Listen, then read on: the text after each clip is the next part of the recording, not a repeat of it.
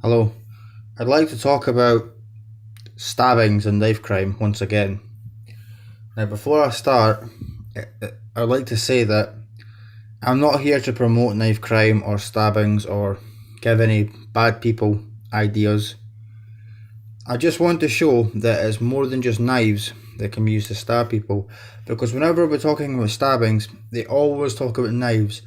I've never heard of any regulation or whatever, or combating screwdriver crime or something. But at the end of the day, all these items here can be used in the exact same way as a knife to stab someone. I mean, recently screwdrivers have been used in crime.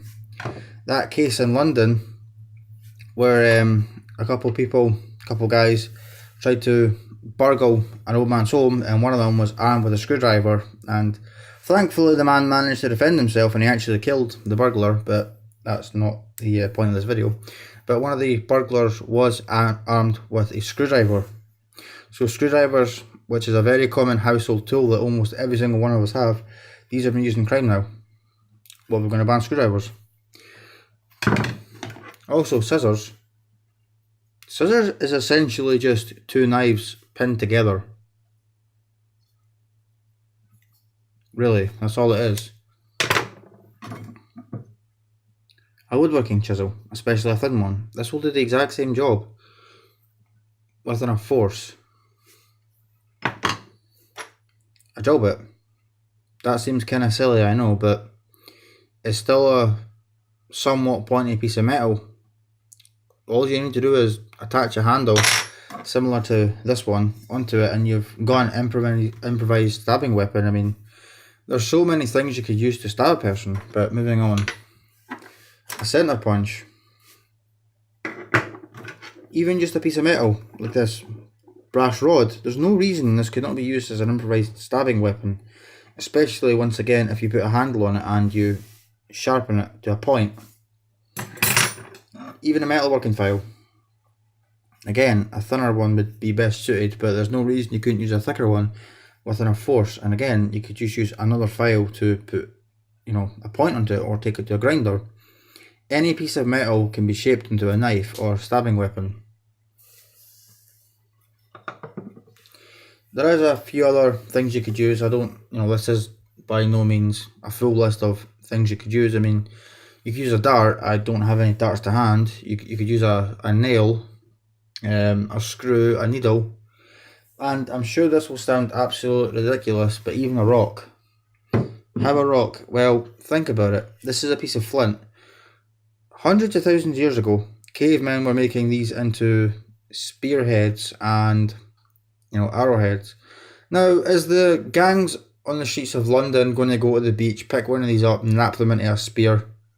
I really doubt it. I'd be absolutely amazed if I see that happening. But that's not the point. These have been used for a very long time. I mean, before steel, before people discovered metal, they were using these. We're talking hundreds of thousands of years ago. Throughout all that time, people have stabbed each other. They're not going to suddenly stop now.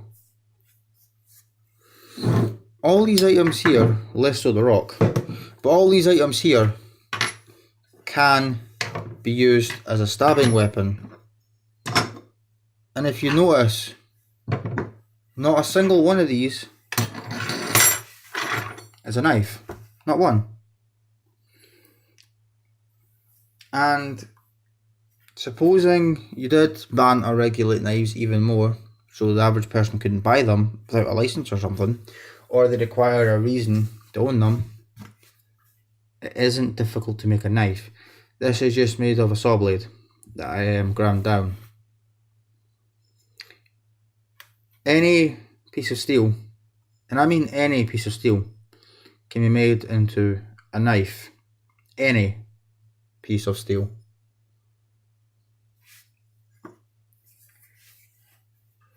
Bearing in mind, a knife is an everyday tool that we all use, whether it's in the kitchen, part of a hobby, for our trade,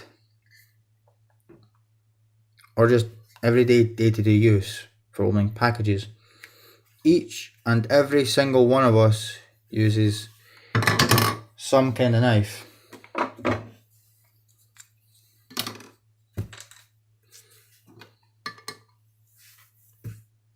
So, knife regulation, clamping down on knives, is not the answer.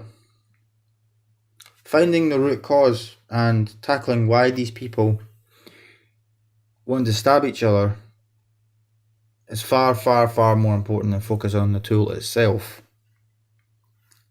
Thank you for watching. Please comment, rate and subscribe.